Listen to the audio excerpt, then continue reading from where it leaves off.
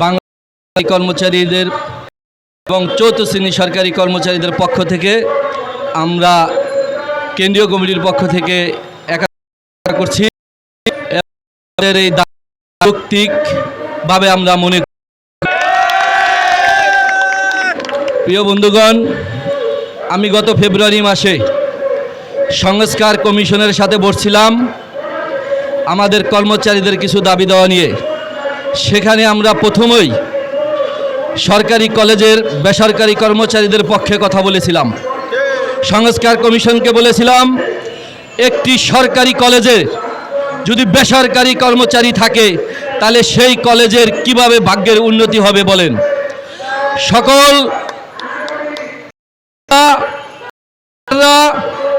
যদি সরকারি থাকে তাহলে একটি প্রতিষ্ঠানে কেন কর্মচারীরা বেসরকারি থাকবে বলে। সংস্কার কমিশন বলেছিল এই দাবি সরকার ধরব। আশা করি উনারা তুলে দেবেন আপনাদের এই দাবি যৌক্তিক এবং অবশ্যই পূরণ হবে। ঠিক কথা লাগতে হবে। সকল কর্মচারী ঐক্যবদ্ধ থাকবেন। বাংলাদেশ সরকারি কর্মচারী আপনাদের পাশে আছে, পাশে থাকবে। আগামী দিনে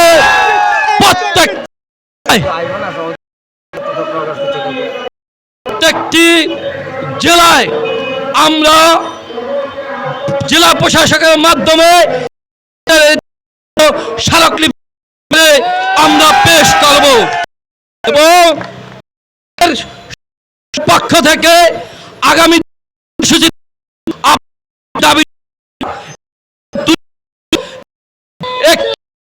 প্রতিষ্ঠানে বেসরকারি পারে না, তাদেরকে অবশ্যই রাজস্ব খাতে স্থানান্তর করতে হবে। প্রিয় বন্ধুরা, দেখেছেন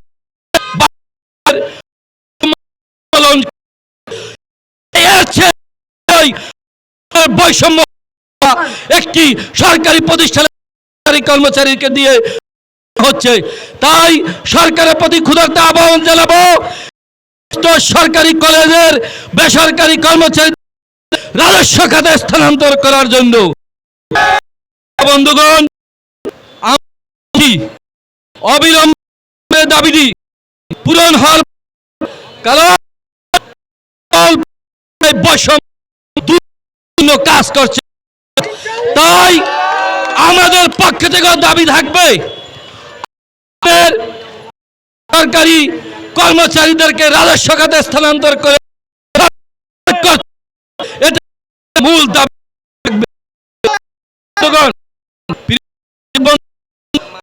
অনেকেই বিভিন্ন দাবির কথা তুলে ধরেন।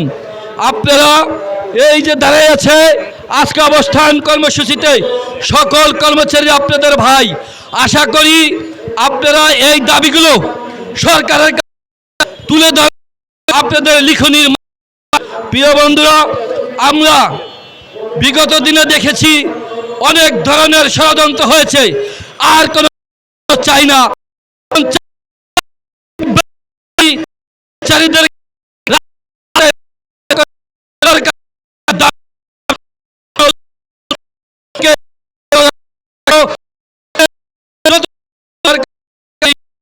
কমিটি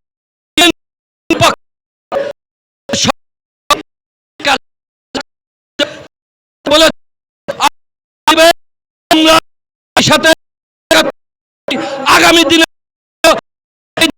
না হওয়া আমাদের সংগঠন আপনাদের পাশে কাজ করবে এই বলে